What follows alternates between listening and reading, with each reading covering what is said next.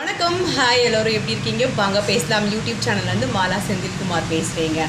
இப்போ நம்ம பிள்ளைகள் வளர்க்கும் போது பசங்கக்கிட்ட சில விஷயங்கள் நம்ம செய்ய வேண்டாம் அப்படின்னு சொல்கிறோன்னு வச்சுக்கோங்களேன்.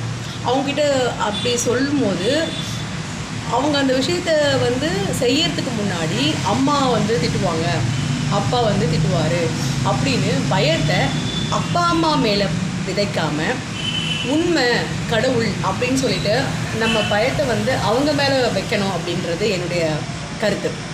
அதாவது இப்போ நான் பசங்களுக்கு சொல்லித்தரேன் அப்படின்னா, நீ இது தப்பு, இது செய்யக்கூடாது அப்படின்னு சொல்லும்போது நான் பிள்ளைகள்கிட்ட அம்மாவுக்கு கோவம் வரும் அப்படிலாம் சொல்லவே மாட்டேன். அப்பா திட்டுவார், அம்மா கோவம் வரும் அப்படிலாம் சொல்ல மாட்டேன். இந்த யாருக்குமே தெரியாமல் நீ தப்பு பண்ணுற அப்படிங்கிறத தப்பு அப்படிலாம் முடியாது. யாரோ ஒருத்தவங்களை பார்த்துட்டு தான் இருக்காங்க. அது இயற்கையாக இருக்கலாம், கடவுளாக இருக்கலாம்.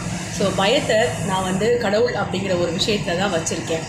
ஏன்னா நம்மளை யாரும் கண்காணிக்கிறாங்க அப்படிங்கிற எண்ணம் இருந்தால் மட்டும்தான் நம்மளால் ஓரளவுக்கு கட்டுப்பாடாக இருக்க முடியும். இப்போ பசங்களை ஏதோ ஒரு விஷயத்த சொல்லி தான் நம்ம மிரட்டணுமா? கட்டுப்பாடுங்கிறது அவங்களுக்கே கிடையாதானா? கிடையாது.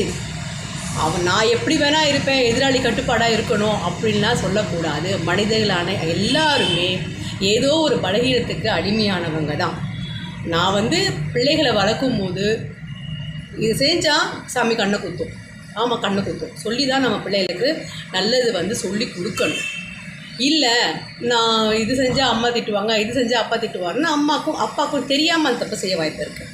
பிள்ளைகளுக்கு சொல்லி கொடுக்கும்போது இந்த விஷயம் செஞ்சால் இது தப்பு, உண்மைக்கு புறம்பாக செய்யக்கூடாது, இது செய்யறது நியாயம் இல்லை, இது கடவுள் நம்மளை பார்த்துட்ருக்காரு, இதுக்கான ரிசல்ட் நமக்கு கிடைக்கும், நம்ம தப்பு பண்ணால் அதுக்கான தப்பு நமக்கு கிடைக்கும்னு பசங்களுக்கு பயத்தை பேரண்ட்ஸ் மேலேயும் சொசைட்டி மேலேயோ விதைக்காமல் பயத்தை அவங்க மனசாட்சிக்கு பயந்து நடக்கிற மாதிரி அந்த மனசுக்குள்ளே பயமாக விதைக்கிறோம் அப்படிங்கிறது என்னுடைய எண்ணம்.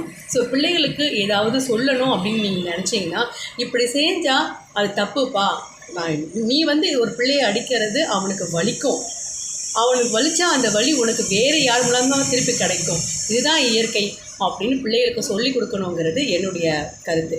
நான் பிள்ளைகளை நம்ம ஏதோ டீனேஜில் இருக்க பிள்ளைகளை அதுவும் இந்த காலகட்டத்தில் நம்ம ரொம்ப ரொம்ப ஜாக்கிரதையாக வளர்க்க வேண்டியிருக்கு. பிள்ளைங்களுக்கு நம்ம ரொம்ப ஃபோர்ஸ் கொடுக்காம வளர்க்குறது தான் ரொம்ப இம்பார்ட்டண்ட்டு.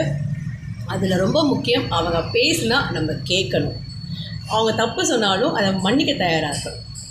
வணக்கம்.